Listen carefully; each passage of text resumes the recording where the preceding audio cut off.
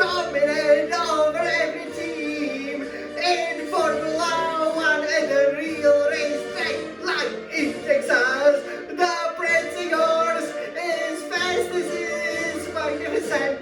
Hey, hey, hey, hey, hey, hey, hey, hey, la, la, la, la, la. We are the best, we are the fastest, most amazing, great looking car. Is Ferrari indeed. We are the champions of Texas. Yay! La, la, la, la, la, la, la, la, la. What a wonderful victory. We are so happy for some Ferrari. Let's go and win the Formula One Championship. Yay! Oh yeah, oh yeah, oh yeah, oh yay! What a great, magnificent victory. Charles Leclerc definitely delivered over here, but so did Carlos Sainz. So did the whole Scuderia Ferrari team. And just like I told you in the sprint reaction, my God, I'm really out of the words because, this is a real racetrack, right? The previous victories that we had, this is our fourth victory this season in 2024. And you do know, in Italy, for example, it's a high-speed circuit, right? We did a great job there with the strategy, obviously, in Monaco. Charles Leclerc did his magic, on the streets. He knows the best because he is, Monaco through and through. And obviously in Australia, a few of the cars, were off the pace, for example, with retirements and so on. So yeah, it felt a little bit like Australia because it was a great victory, 20 seconds, it wasn't even close, 20 seconds ahead of the nearest challenger, which is the current world champion, who did some very, very bad. Not a thing, we can definitely mention it, but yeah, this was a wonderful, wonderful victory.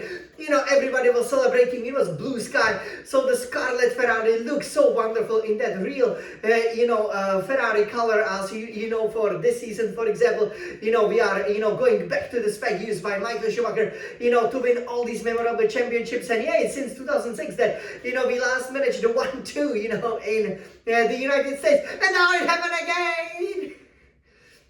And so you guys, let me tell you everything about it, and let me show you just how much we dominated it, and how well this sets up for the remaining 5 races of the season. There are 2 more sprints, so lots of points on offer. I think, this new package worked really, really well, and I was so happy. And that we were really able, to take the fight to the other teams. But it was easier than expected because obviously starting 3rd and 4th, we knew that we had to play with the strategy. Starting on the mediums, I thought that was a good call. Obviously the softs probably would let go too early. Everybody thought it was a 2-stop strategy. But, as you could see from the race, which sadly I didn't obviously finish, in the United States Grand Prix, it's often just a 1-stop race, and it turned out to be, right? So you went medium hard, but I think hard and medium was even a better strategy. I personally would like to, use the softs because with the mediums we were able to do half of the race, right? So why not stay 5-10 laps longer and then plan on the softs? And we completely dominated, but we didn't need to because we had so much advantage. So, it was a perfectly executed race. Obviously the championship rivals had their own fight of the track, which is great.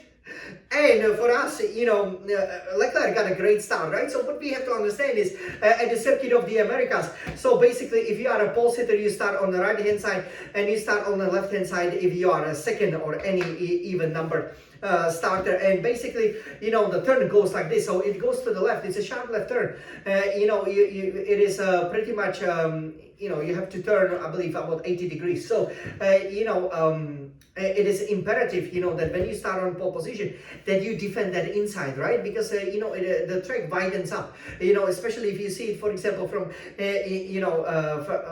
from the top. If you see the track, it basically widens up like this way, so it gives plenty of opportunities for you to send it down the inside. And of course, Verstappen starting second, that's what he did to Norris, ran him off the track. And Ferrari's Leclerc got a really good start. He was also able to get on the inside of the Sainz, even though he didn't have such a great reaction time. You can see he did a 0.32 seconds, so a little bit slower, but 0 to 200 kilometers per hour, he was the fastest. So in F1, a lot of people say, yeah, the reaction time is very important, but what is important is, how to drive that beautiful Scarlet Ferrari or any race car, and how, to go through especially the lower gears, because, the lower gears, they are incredibly sensitive until you get about 4th, 5th, 6th grade, 5th and 6th grade, the car won't spin, but 1, 2, 3, it's easy to get a little bit of a wheel spin. That can cost you a lot, especially at the start. So Leclerc did a magnificent job, and then he was able to go for Sainz. I thought he had the best line, but obviously he was boxed out, by Leclerc, and then Verstappen returning to the track. So, we were 1 and 3. After, the first corner, which is magnificent from, 3 and 4, obviously in sprint we finished 2 and 4, and I thought, yeah, we have the best car, so let's see what happens, and yeah. The race looked pretty good, Sainz looked very, very racy, nice, send it down the inside of Verstappen, fought him very, very hard, and this is great, that he's not afraid, because a lot of the times, people just, stay behind, but here there was a lot of action, and I really did like it. I'm sure you guys enjoyed it as well, and yeah, then we had something very unusual. Lewis Hamilton, the future Ferrari driver, spun in the corner that I also spun, right? It's the corner of the champions. In 2017, had a crash there when I was chasing Vettel, and yeah, he had a similar crash, right? Just turning, but it wasn't the mosquito that bit him, it was just a leg of the rear grip. Off he went. He got stuck in a gravel, not so often that you see it, but this is why, when I was singing the song, I was saying that this is a real racetrack, meaning it is not, for example, a street circuit. We won in Monaco. It is not a very high-speed circuit with a few of the turns, like obviously in Monza, the temple of the speed. And, we didn't get a bit of a lucky, like maybe in Australia with some of, the retirements or people being off the pace. So this is very, very important because, if you can do well here in Texas, I believe the rest of the tracks, we should be very strong. Mexico, Brazil, they will be a little bit similar over here. So it will be interesting to see how well Ferrari will do. We obviously won there before, planted it on pole positions before. So we have a great chance, right? And, then we're going to Las Vegas, which we could have dominated that weekend, obviously. So, there is a lot at stake in Qatar, Abu Dhabi, just the Middle East. But, it's looking really good for the Constructors' Championship. For the Drivers' Championship, because the main contenders still finished 3rd and 4th, we didn't actually make up so much space. But in the Constructors, it's looking good. 2 more races like this way. Well, 1 more race and we definitely ahead of Red Bull. 2 more races like this, we could potentially, be very close or even overtaking McLaren and reclaiming or finally, after a long time, pretty much ever since 2022, the beginning, right? And pretty much, going back, pretty many years, we would finally be at the top of the Constructors' Championship, and with few races to go, we could make it right! Of course, so yeah, when that happened, Lewis Hamilton was beached there, the safety car came out, and, that was, Leclerc did very, very well to defend from Verstappen, who I think, called him, not a little bit napping, but, he basically went at the same time that Leclerc did, after the restart, so that was obviously dangerous, so Charles defended it very well. I was very pleased with his performance, 10 out of 10, funny that from the 4th places he can win, but not from the pole positions, right? What do you think about it? Same thing happened in Monza, I believe. So, yeah, then once, Leclerc was then able to pull up the gap, and I'm like, this is looking good. 3 seconds, 5 seconds, 7 seconds. So, he checked out and felt so great, this is how it should be. This is how I'm obviously winning with Ferrari as well. And it is so much joy, right? Because, it's obviously not a wheel to wheel, but, it makes you feel like, everybody's done a great job. And this bodes really, really well for the rest of the season with Sainz. He kind of got stuck. Thankfully, the car issues, were not anything serious. You could see, how, he had to, put in some of the settings on his wheel. Once he did, the car worked really well. Early stop was pretty good. We really needed to undercut Verstappen, but I think anyway we would have been able, to get him, because even if he went longer, like Norris did, for example, right, you are able to come back at him later, because Red Bull was really the 3rd fastest car. So surprising that McLaren's didn't get him, but Sainz obviously once Verstappen stopped, we were 1-2, and Sainz was able to keep about 4 to 5 seconds to Verstappen, and that was it! Not just the victory, but a 1-2, isn't that amazing? The second 1-2 of the season, so we are so happy about it. This is perfect, and let's hope that from now on, it's all right at the podiums and in races, right? Yeah, and before we take a look at it, how well it finished, and we finished obviously with the Italian anthem, I have to say, that championship fight between Verstappen and Norris is really getting ugly. Obviously, Leclerc still has the outside chance. We will see if they crash. Definitely, Leclerc's chances could improve significantly. But I have to say, it's very funny that you can always run off the track, take your main rival out, turn 1, and at the end of the long straight, in 2 of the instances, and just because, of some funky rule that you are first at the apex, that basically determines, that you can keep the position. I thought it was very, very unfair to Norris. I can kind of understand, why the stewards were reluctant, to let this go, because obviously a lot of overtaking could have taken place outside of the tracks, outside of the track limits, which we don't want, right? But, you have to play fair, and I think Verstappen is one of the dirtiest drivers ever, especially he has done exactly the same to Hamilton in 2021. He loves to run people off the track or crashing into Ferraris, and it's really perplexing that you are a three-time champion, that you just don't have better skills, right? I mean, if you're so good, you should be better than somebody who hasn't won championship like Norris, who probably should have just give the place back and get him, because he would still have, easily 3-4 laps, to pretty much there were 2-3 overtaking spots obviously for him. So really unlucky, also for the championship. I think, this we will see how the races develop. Obviously, I hope that, as Ferrari fans, we will be keep on winning. It's looking really, really positive. But I think for Norris, this is gonna be a bit psychological, that Verstappen can bully him and get away from it. But anyways, this is maybe good, because when the two are fighting, as I told you in the sprint reaction, the third one is fine. It could be Charles Leclerc from Ferrari. Definitely yes! So let me take a look over here. We will now show you on this beautiful red Scuderia Red Ferrari Red Retina iMac how the race finished, because this was a great race. You can see even the tree is dancing.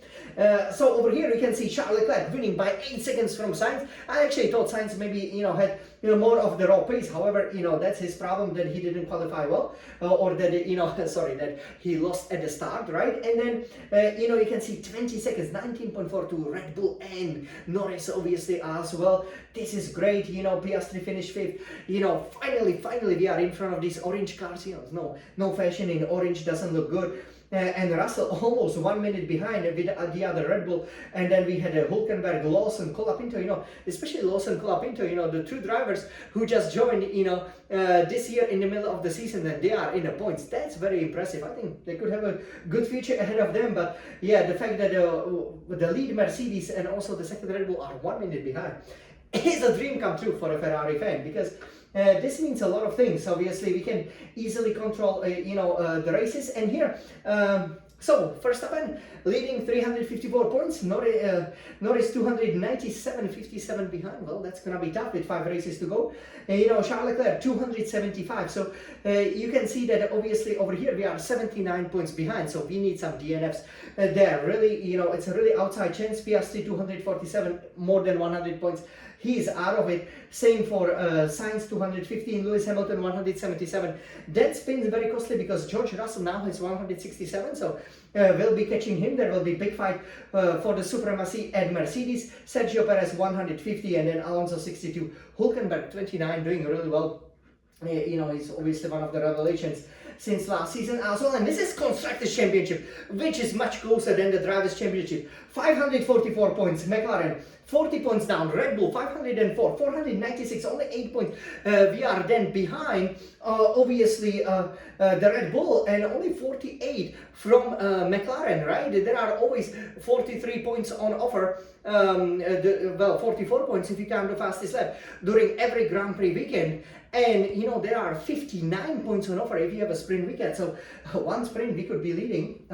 Mercedes then has 344. They are out of it. Aston Martin 86 as well. So come on, Forza Ferrari. Look at what a beautiful day there in Texas. It's really, really wonderful. The Charles obviously looking so great in Ferrari fashion, just like I am. Fantastic victory. And you guys, this is a dream come true. This is a dream come true. We were really, hoping that we would have this magnificent pace, because when you have such pace, it all comes down to you very, very easily. So, you guys, this is obviously how it's how the race has been. I hope you enjoyed. I greatly enjoy racing here in Texas. Not one of our favorite tracks, but now definitely it is. We've gotten our 4th victory, this season. And Red Bull still won 7, but I think there are 5 more to go, and we can overtake them, even McLaren with winning 5, to claim that Constructors' Championship, right? Because, and I would also like to say goodbye to this wonderful fashion, this wonderful, shirt that I'm using for the 2024 season. Hope you guys like it. This will be the last race reaction that we will have with it, because we obviously have 3 more sets, and it brought us luck, right? Because we were also wearing it for that victory in Monaco and obviously in Italy. So, the 3 wins we celebrated here. Let's celebrate the last one here and many, many more with new fashion. La la la, Forza Ferrari, we are the best. Oh yeah, on top of the world, Ferrari is. La la la, Scarlet Ferrari, cars are the fastest. Oh yes, Forza Ferrari, let's go. Pride of Italy is the fastest. Let's go, Forza Ferrari, go! La la la la la la la la, we are celebrating. La la la la la la la la la la. Let's get that constructors championship. Oh yeah, na na na na na na na na na. What a beautiful, fastest car in the world. Let's go Ferrari, Forza Ferrari. Let's go many, many more. Yay! Oh yay! Oh yay! So, you guys, we hope you enjoyed this race reaction. Obviously, I was also at the same time racing in the United States and winning. You will see it, in the midterm future. And yeah, I'm so happy. Cannot wait for the rest of the Formula 1 season. Forza Ferrari! Let's go!